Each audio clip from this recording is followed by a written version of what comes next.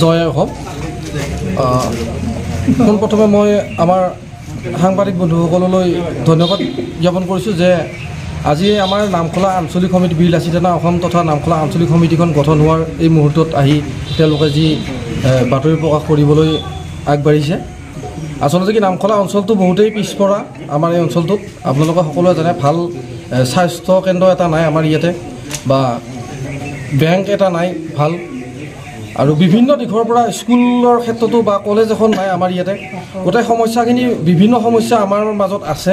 এই সমস্যাখিনি যাতে আগন্তুক দিনত আমি ইয়াৰ এটা ব্যৱস্থা ল'ব পাৰোঁ ভাল, বা চৰকাৰক আমি দাবী জনাওঁ যে আমাৰ এই পিছপৰা অঞ্চলটিত গোটেইখিনি সুবিধা দি তেওঁলোকে আমাক আগন্তুক দিনত গোটেইখিনি সুবিধা কৰি দিব বুলি আমাৰ আশা থাকিল। আৰু বিলাসী থানা অসম তথা নামখোলা আঞ্চলিক সমিতিয়ে আজিৰ পৰা এই দিনটোৰ পৰা আমি এটা প্ৰতিশ্ৰুতি লৈছোঁ যে জিলা সমিতিৰ ফালৰ পৰা প্ৰতিশ্ৰুতি দিয়া হৈছে আমাৰ ফালৰ পৰা যে সকলো কামতে আমি কোনো ধৰণৰ আপোচ নকৰাকৈ যে অসমীয়া জাতি বা মাটি ভেটিৰ হৈ আমি সদায় মাত মাতি যাম। আৰু যিকোনো অনুষ্ঠানৰ চৰকাৰী অনুষ্ঠান হওক বা আমাৰ নামখোলা অঞ্চলৰ যি অনুষ্ঠান আছে সেই অনুষ্ঠানসমূহত যাতে কোনো বিজুতি নঘটে বা কোনো শক্তিয়ে আমাৰ কোনো অনুষ্ঠানক একো কৰিব নোৱাৰে, তাৰ কাৰণে আমি সদায় মাত মাতি যাম।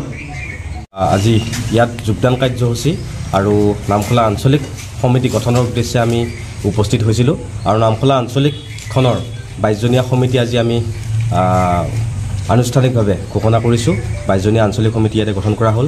আৰু আগন্তুক দিনত এই আঞ্চলিকখনে এই বৃহত্তৰ যি অঞ্চল, এই অঞ্চলটোত যাতে ৰাইজৰ স্বাৰ্থত কাম কৰি যাব পাৰে, ৰাইজৰ হৈ তেওঁলোকে কাম কৰক, আৰু তাকে কামনা কৰিছোঁ। আমাৰ জিলা সমিতি তথা কেন্দ্ৰীয় সমিতিৰ তৰফৰ পৰা আমাৰ সদায় সহযোগিতা থাকিব, সহায় সহযোগিতা। আৰু আপোনালোকক সংবাদ মাধ্যমৰ জৰিয়তে আমি জনাব বিচাৰিছোঁ সকলো ৰাইজকে এই অঞ্চলটোৰ আমাৰ আঞ্চলিকটোৰ লগত সহায় সহযোগিতা কৰক। ক'ৰবাত কিবা ভুল থাকিলে আঙুলিয়াই দিয়ক, তেওঁলোকে সমাধান কৰিবলৈ নিশ্চয় চেষ্টা কৰিব। আৰু আমাৰ জিলা সমিতিৰ পৰা পূৰ্ণ সমৰ্থন আছে, সদায় আমি তেওঁলোকৰ লগত আছোঁ, আৰু আগন্তুক দিনত এনেকুৱা ধৰণৰ আমি কাম কৰি যাবলৈ চেষ্টা কৰিম নিশ্চয়। 22জনীয়া সমিতিৰ ভিতৰত আমাৰ সভাপতিৰ দায়িত্ব আজি দিয়া হ'ল ধৰ্মেন্দ্ৰ চলিহাক নামখোলা আঞ্চলিকৰ, আৰু মুখ্য সচিবৰ দায়িত্বত থাকিলে জিতপল কলিতা আৰু ৰাজেশ কলিতা থাকিলে। আমাৰ কেইবাজনো বিষয়ববীয়া আছে ইয়াতে। আৰু এই ক্ষেত্ৰত আমি নামখোলা অঞ্চলৰ বহুতো অভিযোগ আমি পাই থাকোঁ প্ৰায় জিলা সমিতিয়ে। আমাৰ তাৰ পৰা ইয়াত কাম কৰা অলপ অসুবিধা হয়, আৰু আঞ্চলিকটো ইয়াতে হৈ যোৱাৰ পিছত নিশ্চয় তেওঁলোকে এই অসুবিধাসমূহৰ ক্ষেত্ৰত যাতে মাত মাতি থিয় হ'ব।